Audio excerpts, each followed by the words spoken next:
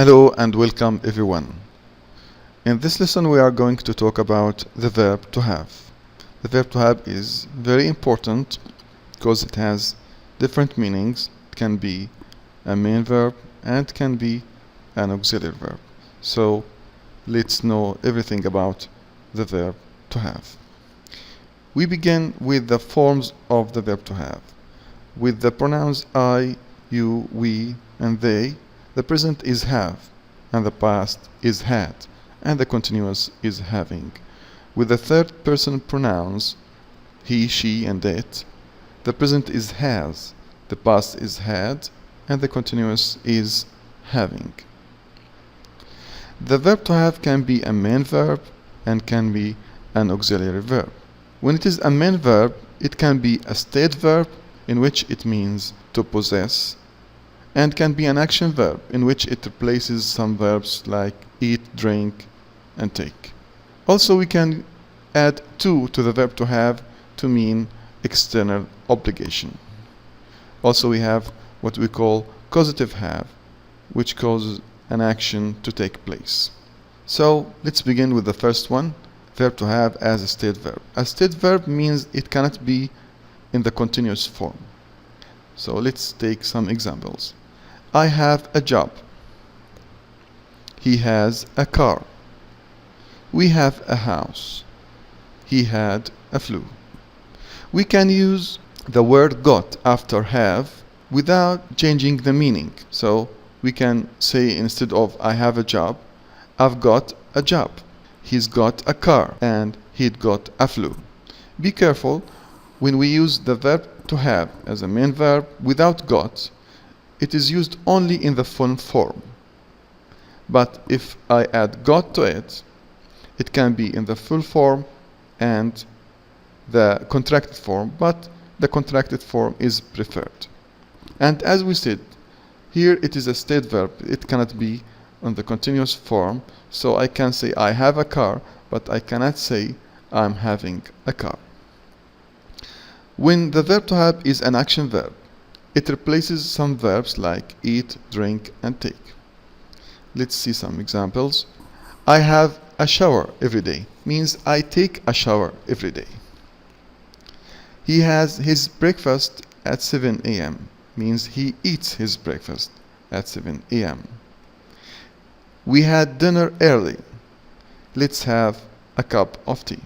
Here, when the verb to have is an action verb, we cannot add the word got to it, and always it is used in the full form.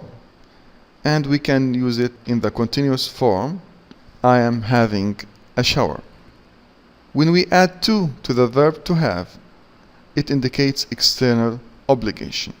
I have to finish my homework tonight. He has to apologize.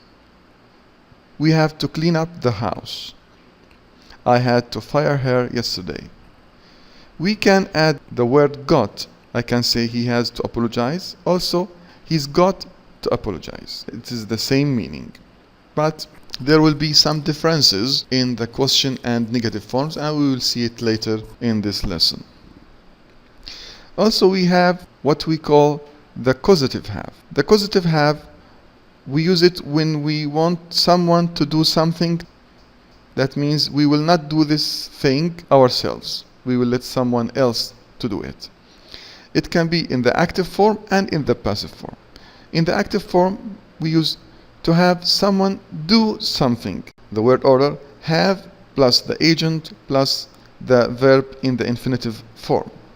In the passive form, to have something done, we use have plus the object plus the past participle. I have my dentist clean my teeth once a year. In the passive, I have my teeth cleaned once a year. I had the barber cut my hair last week. I had my hair cut last week. I will have my secretary send you a copy. I will have a copy sent to you. Can we use the word got with the causative have? In fact, no, we cannot. But we can use the verb to get instead of the verb to have. And there will be some change in the active form. In the active form, the verb to get is followed always by to plus the infinitive. So, to get someone to do something. In the passive form, it is the same as the verb to have, to get something done. I get my dentist to clean my teeth once a year. I get my teeth cleaned once a year. I got the barber to cut my hair last week. I got my hair cut last week. I will get my secretary to send you a copy. I will get a copy sent to you. Now, the verb to have as an auxiliary verb. It is used as an auxiliary verb for perfect tenses. I have seen him before. We use the contracted form in spoken English and the full form in written English. He has arrived. They have been living here for 6 years. We'd left when they arrived. Now, let's see about negatives and questions in the verb to have. When the verb to have is the main verb without the word got, when we do negatives and questions, we use do, does, and did, like any other main verbs. But if we add the word got to the verb to have, or it is an auxiliary verb of a perfect tense, we use direct negative and question forms. Let's see in examples. I have a job. I can say I've got a job. But the difference now we will see in the negative and question forms. I have a job. When we do negative, I say I don't have a job. But the other one, I say I haven't got a job. I use the direct negative. When I make a question, do you have a job? The other one, have you got a job? Yes, I do. Yes, I have. Another example, he has a car. He doesn't have a car. Does he have a car? Yes, he does. He's got a car. He hasn't got a car. Has he got a car? Yes, he has. He had a cold. He didn't have a cold. Did he have a cold? Yes, he did. He'd got a cold. He hadn't got a cold.